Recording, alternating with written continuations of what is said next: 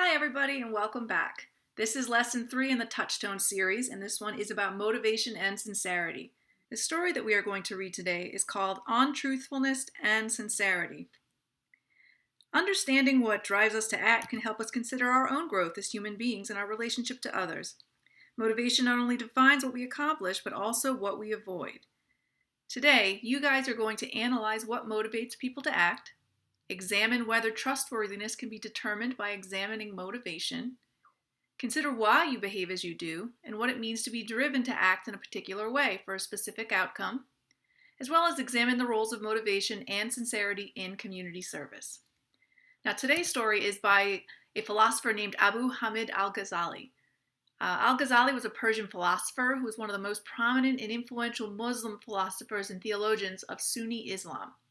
He was believed to have been born around the year 1058, so he's pretty old. All right, here's the story on Truthfulness and Sincerity by Al-Ghazali. A human does not act unless he has 3 things: knowledge, desire, and power.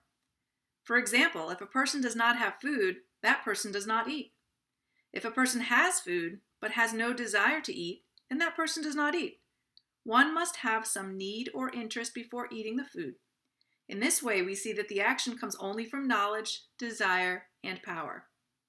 These things, knowledge, desire, and power, happen only in a certain order. A person must first know about something in order to desire it, but that knowledge does not have to result in an action, and that knowledge does not automatically create a desire. A person can know many things but does not have desires about them. We can follow a similar path with power. One must first have some knowledge in order to have power, but power does not have to lead to action.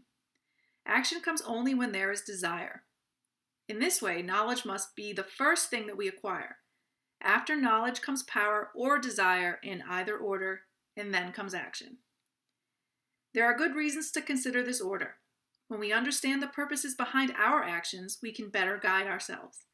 When we act with a single reason, our actions are pure. But when we have more than purpose, our actions are mixed. An example of a mixed goal is when a person stops eating for religious reasons but also wants to improve their health. Or perhaps that person wants to eat less or is tired of preparing food.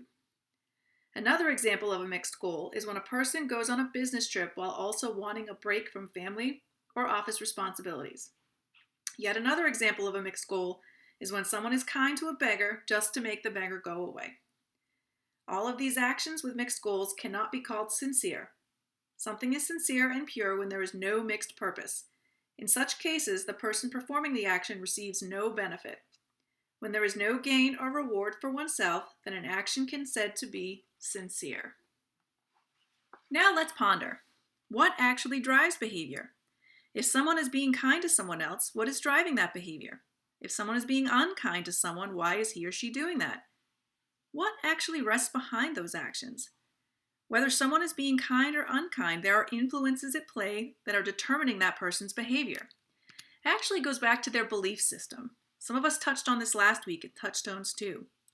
A person's belief system and their understanding of their responsibility as a citizen and their desire for specific outcomes are all probably playing a role in what they do.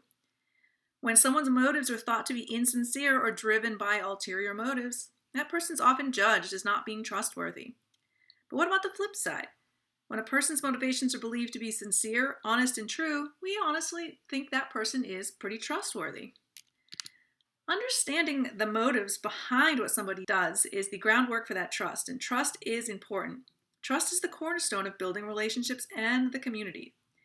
We can never know what another person is thinking or what drives them to act, but we can consider how we as fellow human beings might act in certain situations. You must have empathy. Having empathy and trying to look at things from another perspective can sometimes really help you to understand why someone is doing what they are doing. So as we move forward, I want you to consider these questions, and you can go ahead and answer these questions on a Google Doc, or we can talk about it in our Friday Zoom. Have you ever doubted someone's reason for helping someone? Have you ever helped someone and told them one reason, but really had a different reason?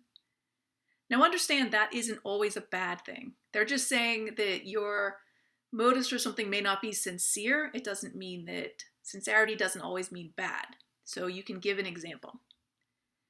Going back to the story, what role does knowledge play in your motivations?